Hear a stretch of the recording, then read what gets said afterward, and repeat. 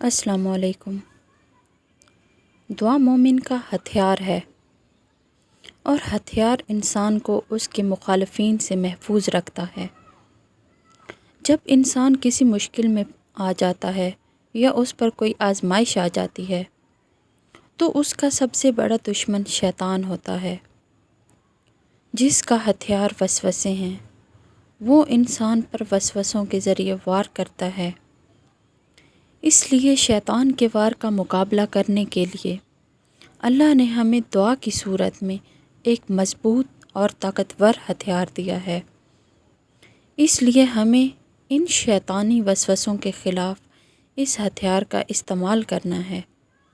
ہم نے اپنے ہر خوف کو، ہر پریشانی کو، ہر وسوسے کو دعا میں بدلنا سیکھنا ہے، یعنی دعا کے ذریعے دور کرنا ہے۔ جیسا کہ قرآن پاک میں اللہ تعالیٰ فرماتا ہے وَقَالَ رَبُّكُمُ ادْعُونِي أَسْتَجِبْ لَكُمْ، اور تمہارے رب کا ارشاد ہے کہ مجھے تم پکارو، میں تمہاری دعائیں قبول کروں گا۔ جزاک اللہ خیرہ۔